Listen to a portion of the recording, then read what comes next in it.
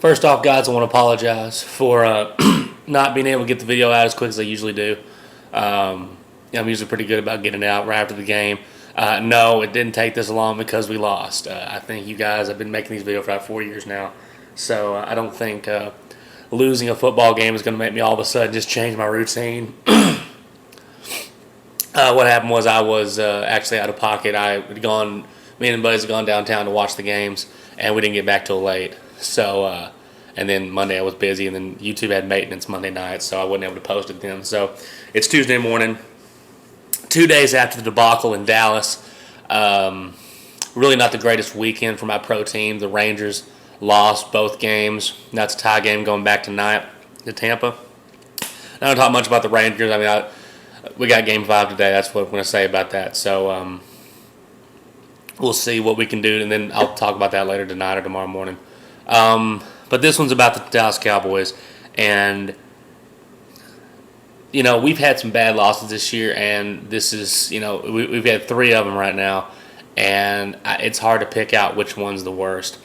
This game, though, you had 2 weeks to prepare for these guys, and you come out. Vince and the Titans get the ball first, and they move it. We have 2 pass interference calls against us, which penalties was kind of the theme there, and they just go down. I think they may have scored in 3, 4, 5 plays. I mean, it was that quick, and it seemed like, especially in the first half, we could not stop them from throwing the football. And look, I love Vince Young. I'm a Texas Longhorn student, but there's no reason, there's no excuse to let Vince Young be able to throw the ball all over the field. I mean, he didn't really use his legs that much.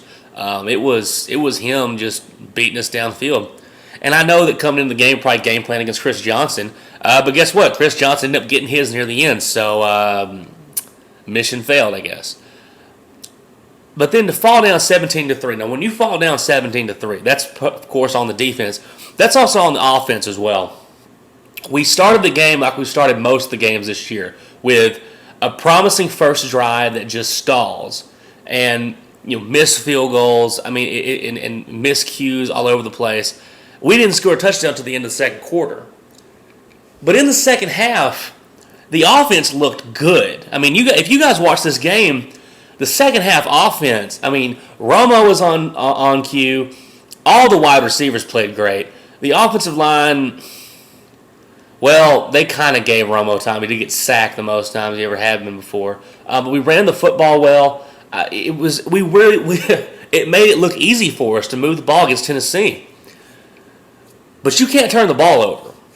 And though we got touchdowns and Romo had over 400 yards of passing, he also had 3 interceptions.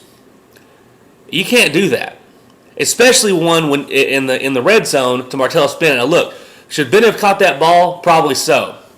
But you got to know who your wide receivers are, and that's on the quarterback. All right, if that's Miles Austin, if that's Jason Witten, that's probably a touchdown.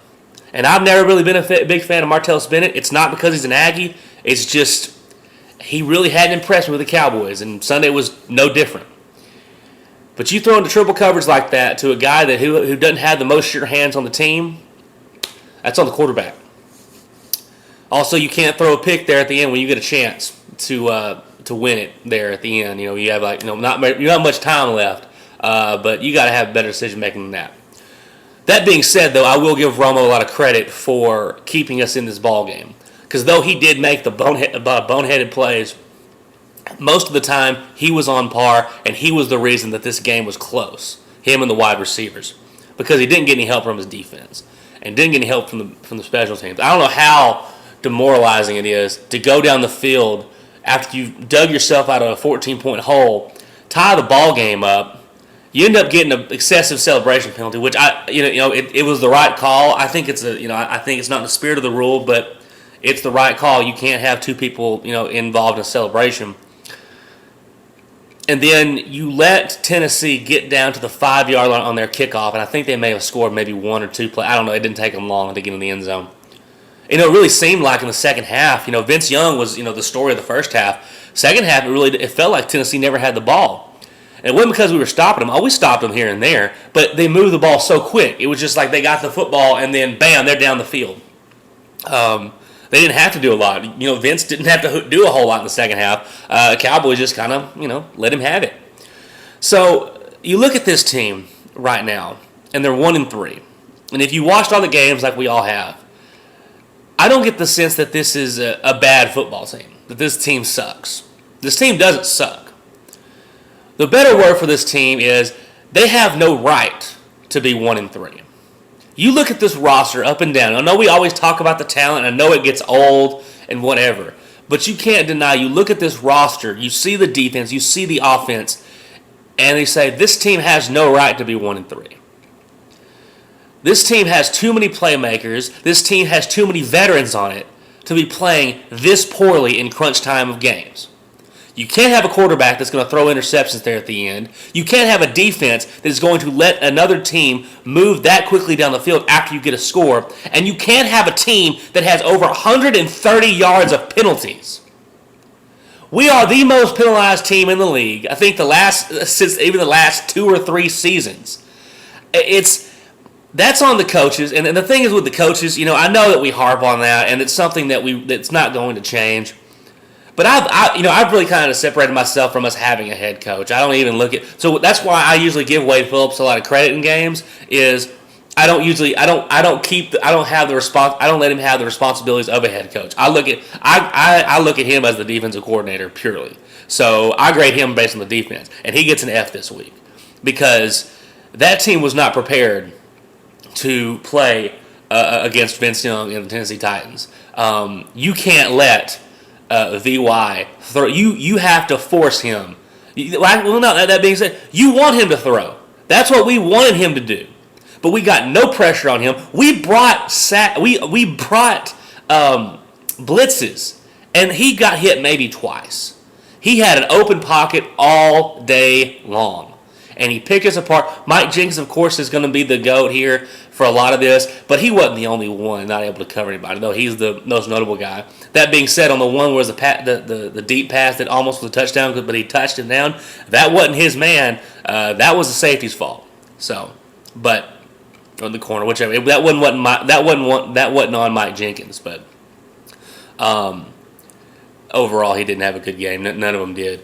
Just missed opportunities. We had multiple times. Keith Brooking had a couple of passes that looked like it should have been picked off. I know he's a linebacker, but this whole defense, I know against Houston we got 3 picks, but we can't make that an anomaly, and that's what that is right now. Like, the Cowboys got 3 picks in one game, but for the most part, you don't get turnovers. It's really frustrating to watch this team because you see the potential. You see how good this team can be. And they hold themselves back. So am I calling for people's heads? No. I do think Tony Romo is the best quarterback for this team. I think the fact that he is on this team is one of the main reasons I have confidence that this team can turn it around at some point. The main reason is that the NFC itself isn't that great. Not me talking trash because we're at the bottom of it, but he's one of the main reasons. Him and this wide receiving core give me hope that we can turn this thing around because he is one of the better comeback quarterbacks around. He hasn't been doing it lately though, so.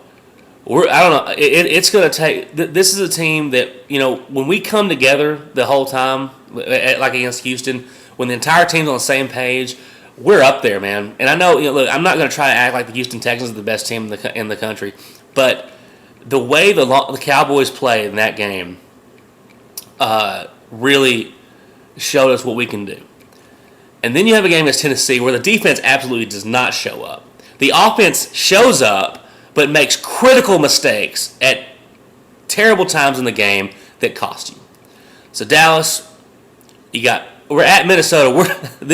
Both teams are 1-3 now. Minnesota Vikings and Dallas Cowboys. Who knows who's going to win this ball game? Again, both these teams are 2 teams coming in that were legitimate Super Bowl contenders, and now they're just hoping to possibly save their season somewhat. So, Cowboys fans, I'm not giving up on this team. I don't think any of y'all should either. If you watch the games, you can tell there's potential in this team, and this team can't get back in it. But you're going to have to get better than this. So, see you guys later. How about them Cowboys?